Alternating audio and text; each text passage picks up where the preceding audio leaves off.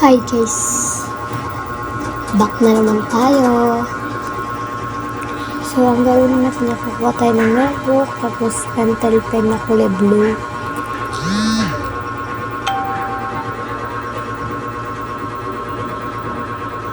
Kaya nagsimula na ako guys.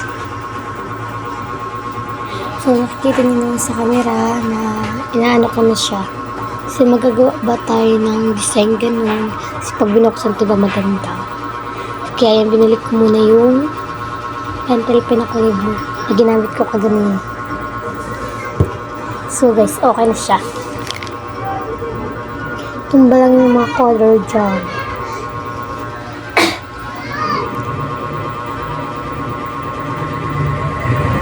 Kaya kinuha ko muna yung pentel pen na kulay blue.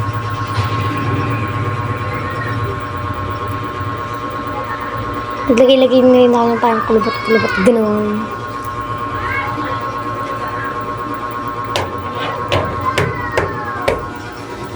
Ang ganda. Ayan guys, lagyan ko na siya.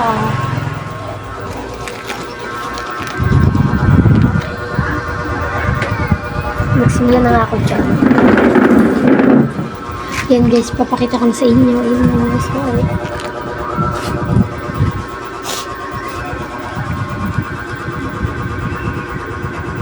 Wait, kita yung kamay ko. Cheers.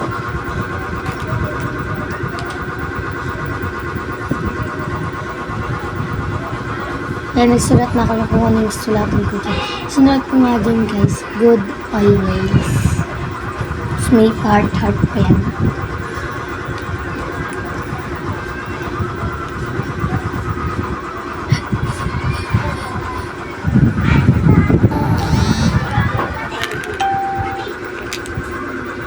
So, nilagay ko ng heart diba? Sabi ko.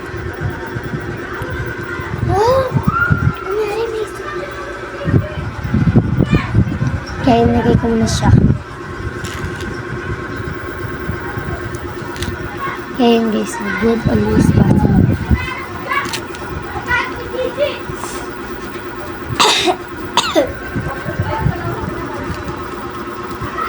Ayan. So guys, yung likod na pala niya, bakat.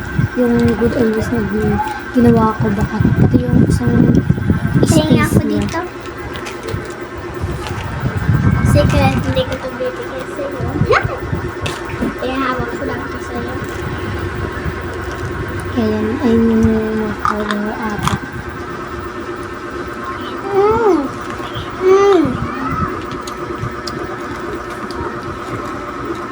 Ayan, pinang-ice ko. Tama na, bibigay ko na ito.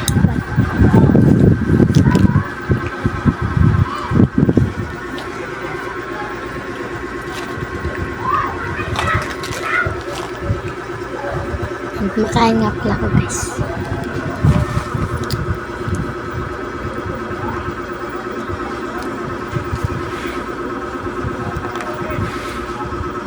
Ang dami na naman. Kaya yan, kumuha ko ng maglagay sa namang fake nails dyan guys. Kaso, naubusan tayo ng pandikit.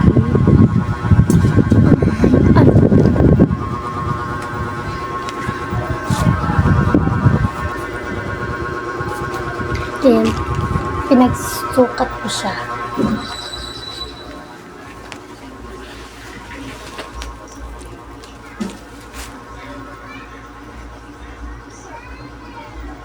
So guys, ang pangit pa ng ano ko dyan ng yung background kung pangit. Pero sa next video natin guys, maganda na yun.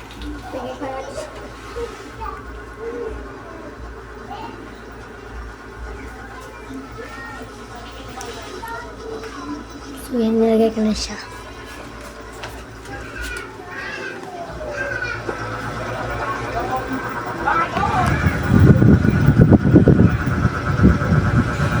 Ayan, pinakita ko sa inyo yung mga gamit ko kanya.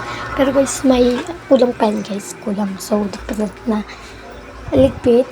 Kasi nag-anong ako.